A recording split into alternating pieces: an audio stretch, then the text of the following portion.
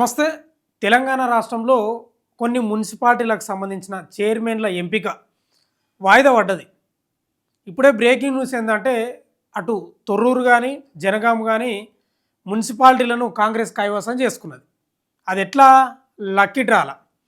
ఎందుకంటే జనగాంలో బీఆర్ఎస్కు సేమ్ ఉన్నాయి ఓట్లు 16, కాంగ్రెస్కు 16 ఉన్నాయి. ఇటు తొర్రూరులో కూడా కాంగ్రెస్కు 9 ఉన్నాయి, బీఆర్ఎస్కు 9 ఉన్నాయి. ఇంకేం చేయలేరు కదా. ఇక నిన్న మొన్న అయితే యుద్ధ వాతావరణం, వేల మంది పోలీసులు పహారా, ఇక పోలీసు వాహనాలు, లాఠీలు, గన్నులు, కథలు, కార్ఖానాలు, ఎర్రబల్లి దయాకర్ రావు వీధికి దాడికి, అరెస్టులు, ఇక తోపులాటలు, కింద పడడం, కార్యకర్తలు అయితే గల్లలు చింపుకోవడం, తొడలు కొట్టుకోవడం, మీసాలు తిప్పుకోవడం మామూలుగా లేదు.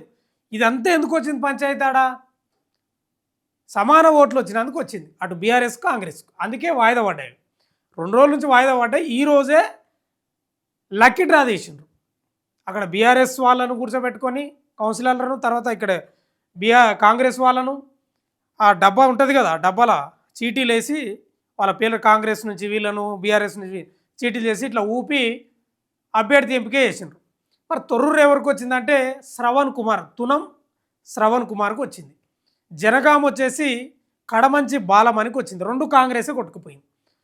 అయితే ఈ లక్కీ డ్రా తీసినాక కూడా బీఆర్ఎస్ వాళ్ళు చాలా ఘోరంగా లొల్లి చేసిండ్రు. ఇంకా తమాషా విచిత్రం ఏంటంటే ఈ జనగాంకు సంబంధించిన ఎన్నిక కొనసాగుతుంది కదా లక్కీ డ్రాల. పక్కల భువనగిరి ఎంపీ ఆయన ఎక్స్ అఫీషియో సభ్యుడిగా ఉన్నాడు. ఆయన పల్లారాజేశ్వరరెడ్డి పక్కలే కూర్చున్నారు. వాళ్ళు ఏమనుకుంటున్నారు, మంచిగా కూర్చొని మాట్లాడుకుంటున్నారు. బయట కార్యకర్తలకు గల్లాలు చెప్పుకుంటున్నారు. అట్లుంటుంది రాజకీయం అంటే, అదే రాజకీయం అంటే. అయితే ఇప్పుడు ఇంకోటి ఏంటంటే 2 పెండింగ్లో ఉండే, ఉమ్మడి మెదక్లో జహీరాబాద్, ఇంద్రేశం, ఈ 2 పెండింగ్లో ఉండే, అవి కూడా వచ్చేసినాయి. ఆ రెండిట్లా ఒకటి కాంగ్రెసు, ఇంకొకటి బీఆర్ఎస్ గెలుచుకున్నది మున్సిపాలిటీలను. ఆ డాటా చూద్దాం. ఈ జహీరాబాద్కు సంబంధించి మొత్తం ఎన్ని వార్డులు ఉన్నాయంటే జహీరాబాద్లో 37 వార్డులు ఉన్నాయి.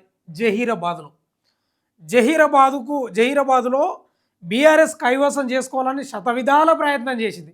ఆడ బీఆర్ఎస్ ఎమ్మెల్యే అనుకుంటా జహీరాబాద్ మాణిక్రావు ఉంటాడు. శతవిధాల ప్రయత్నం చేసిండు కానీ కాలే. కానీ చివరికి ఏమైపోయింది? కాంగ్రెస్ కైవసం అయింది. మరి ఎట్లయింది అనేది ఒక డాటా చూద్దాం మనం కూడా.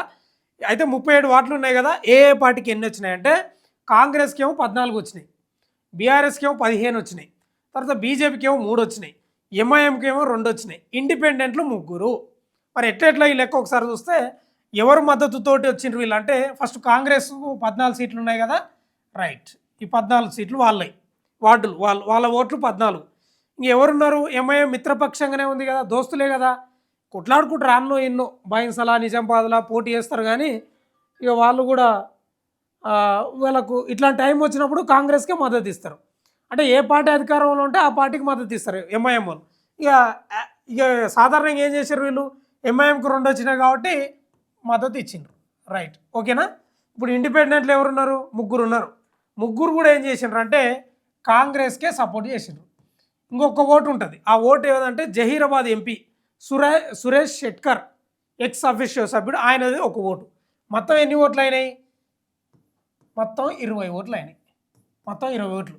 అయితే ఎందుకు ఇంత లేట్ అయింది మరి? సరే తొర్రూరు అక్కడ అంటే కొంచెం అది సమానంగా ఓట్లు ఉండడం జరిగింది, అది వేరే విషయం.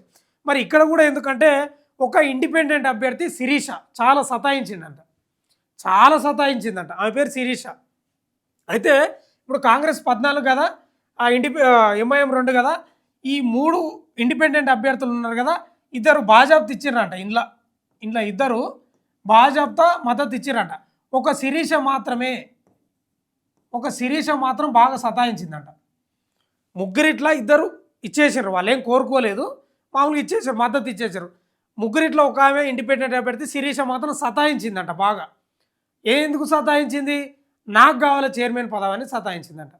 కానీ రాష్ట్రకి ఏమైందంటే కాంగ్రెస్ వాళ్ళు సురేష్ షెట్కర్ ఉన్నాడు కదా, ఆయన అటు నాయకత్వం అంతా కలిసి మాట్లాడి చివరికి ఏం తెలిసిండ్రంటే నీకు చైర్మన్ ఇయ్యం కానీ వైస్ చైర్మన్ ఇస్తామని అప్పుడు బుద్గరించో ఏదో వేసి మద్దతు ఇప్పించుకున్నారు. మొత్తం ఎన్ని ఓట్లు అయినాయి?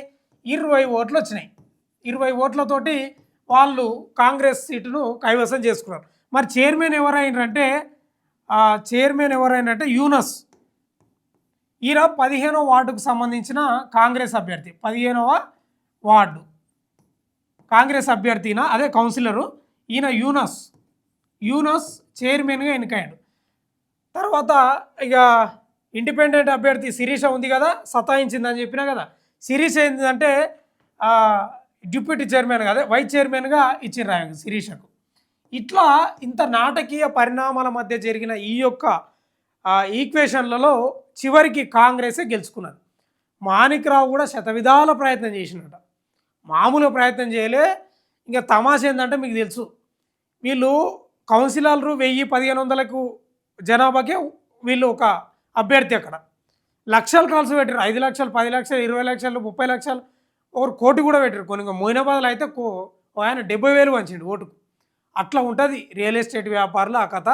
ఇంకా శిరీషకు కూడా బాగానే ఇంకా ఉంటాయి, ఇంకా ముడుపులు ఉంటాయి. ఇవంతా ఇండిపెండెంట్లు అంటేనే వాళ్ళని లాక్కోవడానికి ప్రయత్నాలు చేస్తూనే ఉంటారు. ఇట్లా జహీరాబాద్ పెండింగ్లో ఉన్న ఈ యొక్క మున్సిపాలిటీని కాంగ్రెస్ కైవసం చేసుకున్నది. లాస్ట్కు ఎవరి మద్దతుతోటి? ఇండిపెండెంట్ల మద్దతుతోటి, మొత్తం 20 ఓట్లతోటి. ఇంకొకటి ఏంటంటే ఇంద్రేశంకి సంబంధించిన మున్సిపాలిటీలో మొత్తం ఎన్ని వార్డులు ఉన్నాయంటే 18 వార్డులు ఉన్నాయి. 18 వార్డులు ఉన్నాయి ఇంద్రేశంలో. మరి కాంగ్రెస్కి ఎన్ని వచ్చినాయంటే 6 వచ్చినాయి, బీఆర్ఎస్కు 9 వచ్చినాయి, బీజేపీకి 2 వచ్చినాయి, ఇండిపెండెంట్ అభ్యర్థి 1. అయితే ఇక్కడ బీఆర్ఎస్ ఏం చేసిందంటే, బీఆర్ఎస్కు బాగా మెజార్టీ వచ్చింది కదా, చాలా మెజార్టీ. ఇక్కడ ఎంఐఎంకు సీట్లు వచ్చింటేనేమో కొంత పోటీలో ఉంటుండే కాంగ్రెస్. ఎంఐఎం ఉందంటే ఇక కాంగ్రెస్ ఇంకా అంతే, ఇంకా బలం, ఇక వాళ్ళ బలం మామూలుగా ఉండదు. ఇక ఇక్కడ ఎంఐఎం లేదు కదా, ఇంకేం చేయలేము. బీజేపీ కూడా పెద్దగా ప్రభావం అంటే ఇయ్యరు, వాళ్ళు దాదాపు ఇయ్యరు మద్దతు. ఎన్నో ఇస్తున్నారు కానీ వాళ్ళ యొక్క రాజకీయ ప్రలోభం కోసం ఇస్తుండ్రు, ఏదో అభివృద్ధి ఏదో చెప్పుకొని ఇస్తారు. కానీ ఇక్కడ ఎంఐఎం లేనందుకు కాంగ్రెస్ పోటీలో లేకుండా పోయింది. ఇక బీఆర్ఎస్కు 9 వస్తే ఇండిపెండెంట్ అభ్యర్థి మద్దతు తీసుకున్నారు.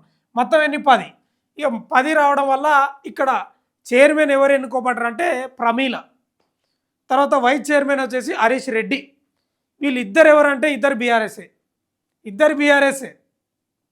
అయితే చాలా ఆశలు పెట్టుకున్నది బీజేపీ కూడా, మేము మద్దతు ఇస్తే మాకు వైస్ చైర్మన్ ఇస్తారని ఏదో ఆశ పెట్టుకున్నది, కానీ ఇయ్యలేదు.